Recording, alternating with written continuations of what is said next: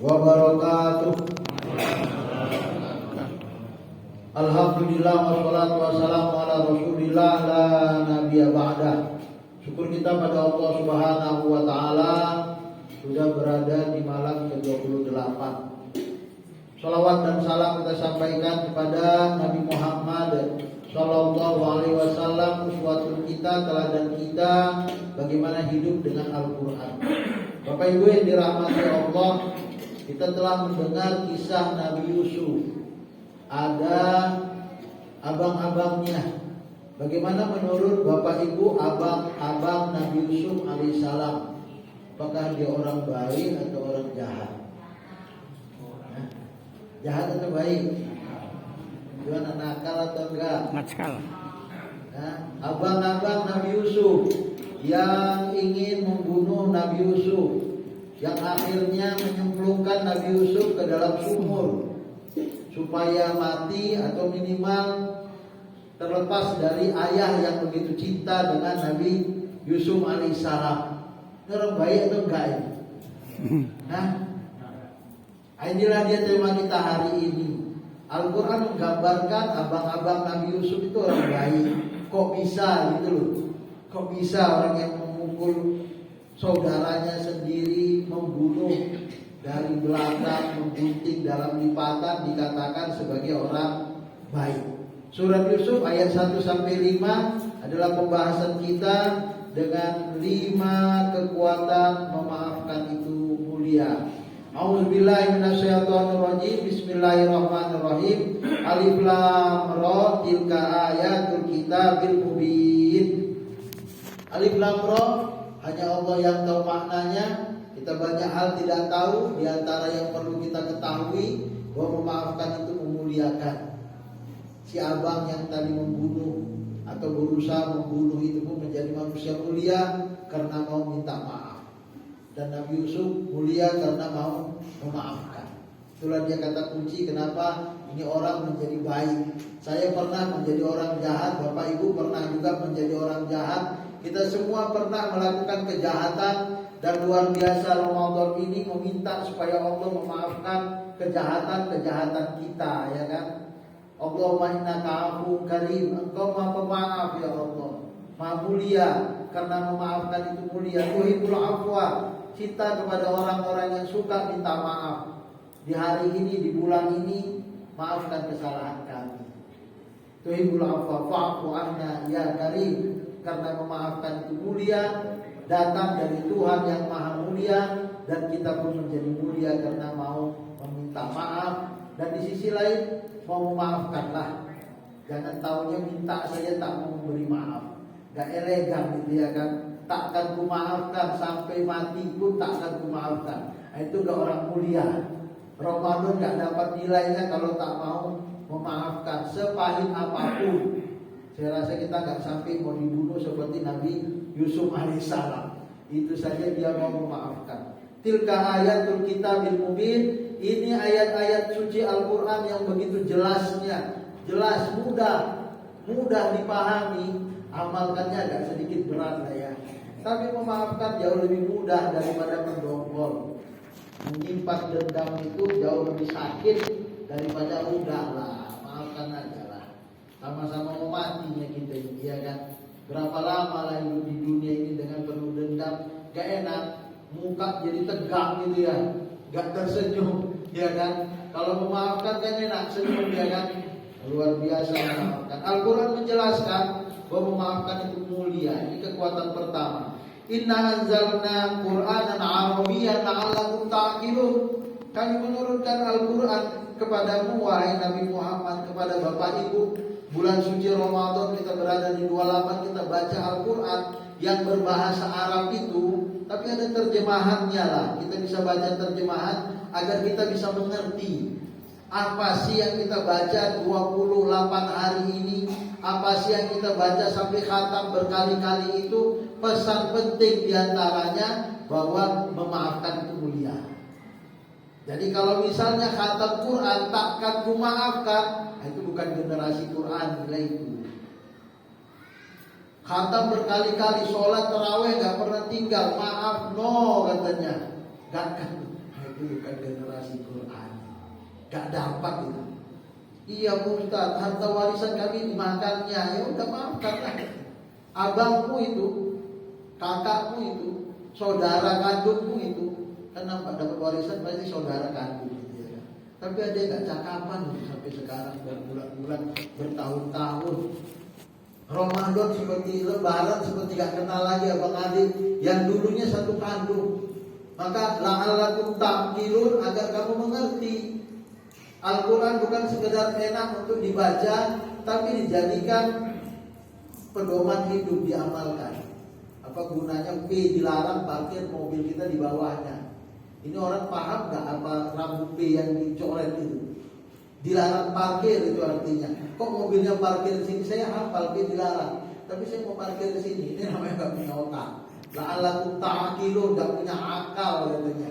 Jadi Al-Quran itu bagi mereka yang berakal, supaya apa? Supaya diamalkan, implikasinya jelas, bahwa dia menjadi manusia tidak saja baik secara vertikal, tapi juga harmonis secara horizontal. Jadi Al-Quran dengan bahasa manusia, bahasa Al-Quran, bahasa Arab, bahasa manusia lah, bukan bahasa planet ya kan. Kita bisa memahami bahasa Arab, kalaupun tak bisa ada bahasa Indonesia yang endingnya, agar kita mengerti bahwa memaafkan itu mulia.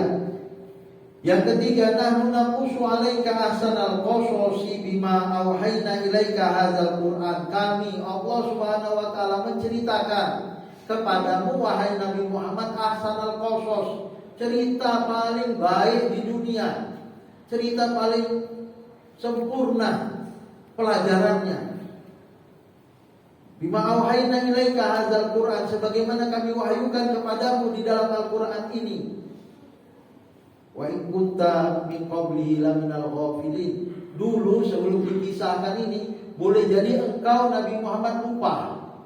Sekaliber Nabi Muhammad pun bisa jadi tak tahu bahwa memaafkan itu mulia. Artinya Nabi Muhammad pun sempat dongkol dengan Abu Lahab. Bagaimana anak dua dari Nabi Muhammad, dua gadisnya Ruqayyah dan Zainab, nikah dengan anak Abu Lahab. Apa kurang best friend-nya? Besanan gitu loh. Nabi Muhammad dapat risalah jadi nabi, benci betul Abu Lahab dengan Nabi Muhammad. Ceraikan anakku wahai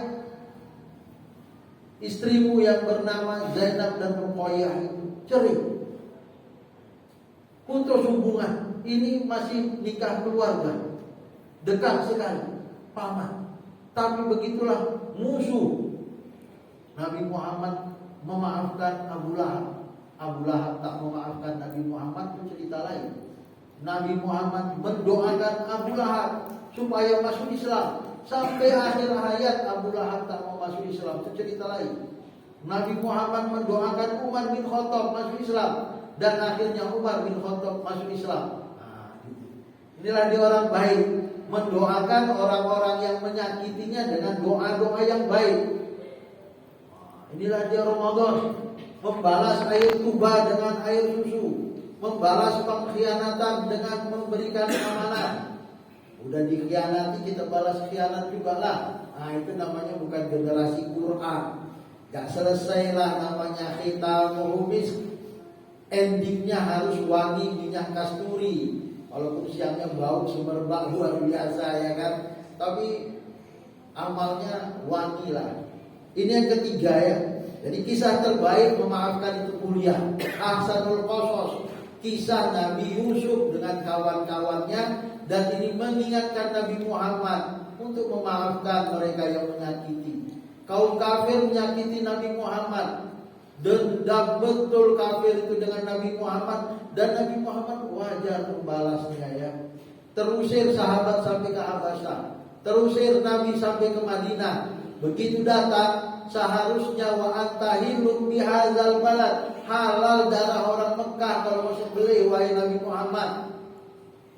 Tapi itu tak dilakukan Nabi Muhammad. La tasriba alaikumul yaum, itulah kata Nabi Yusuf alaihissalam. Gak ada masalah antara aku dan kamu. Akhun karim ibnu akhir karim, dari saudara yang baik, dan saya adalah saudara yang baik juga.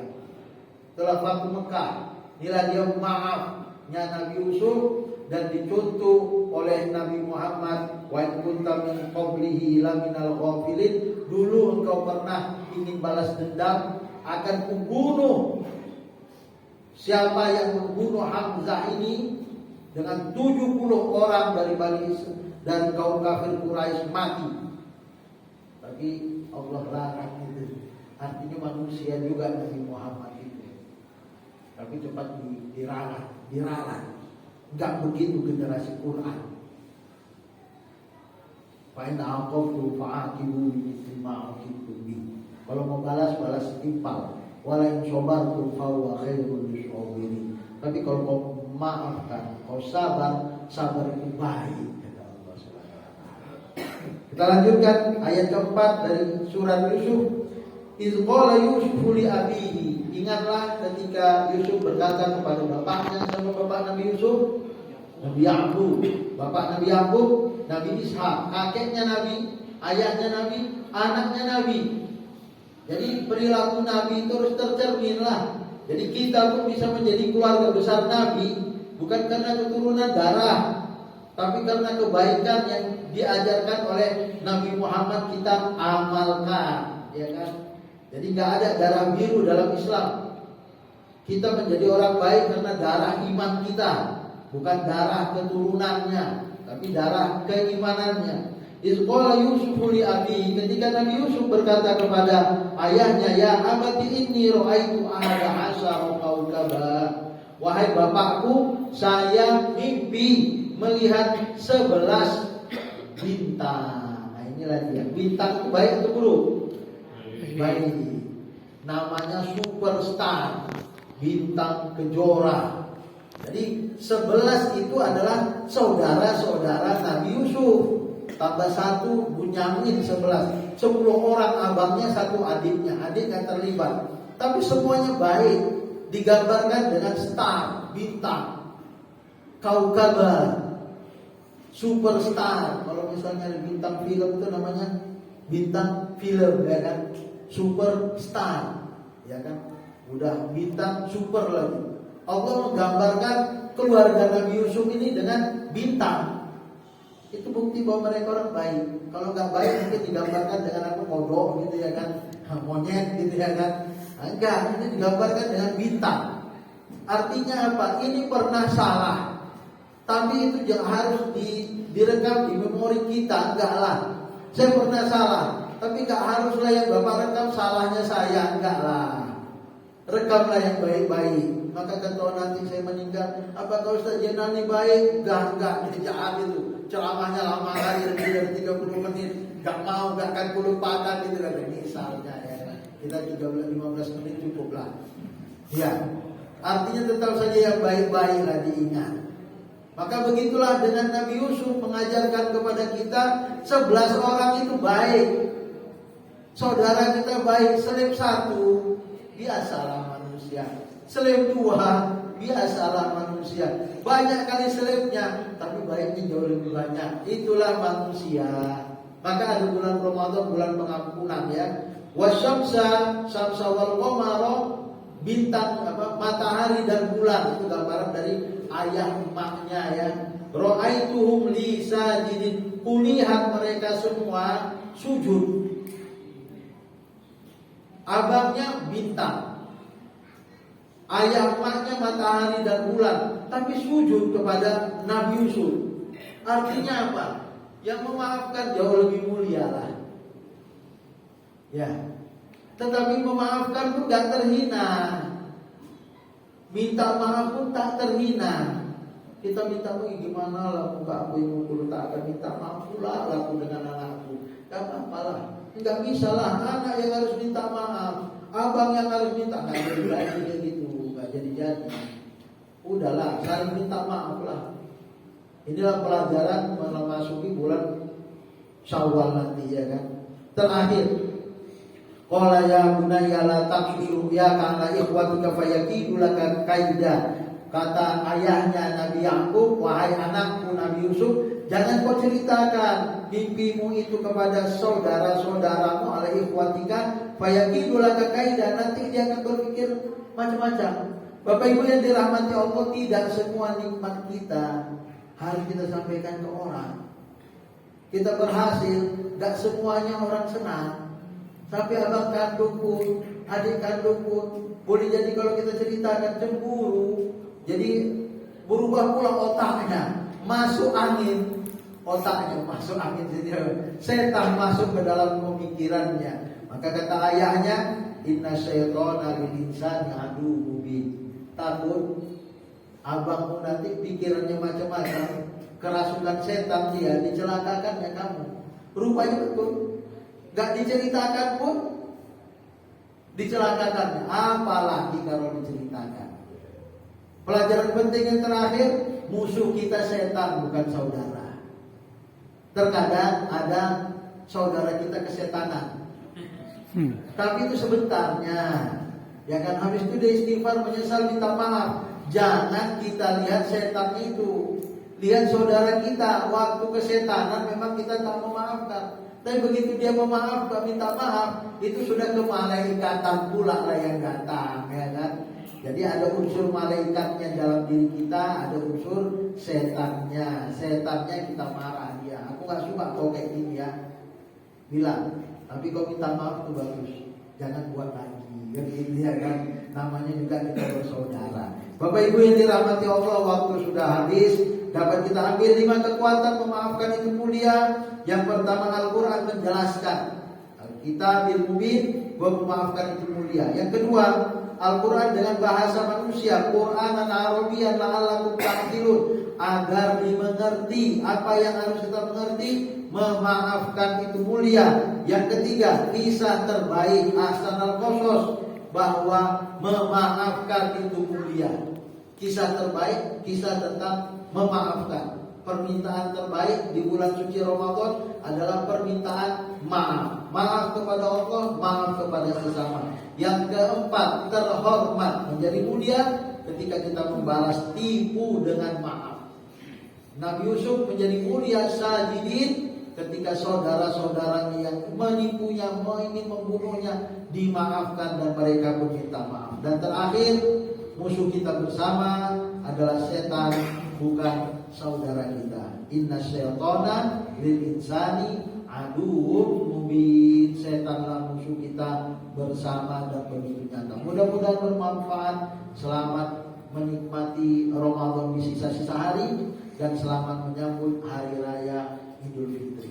Jangan lupa berhari raya dengan spirit semangat saling memaafkan. Terima kasih. Wassalamualaikum warahmatullahi wabarakatuh.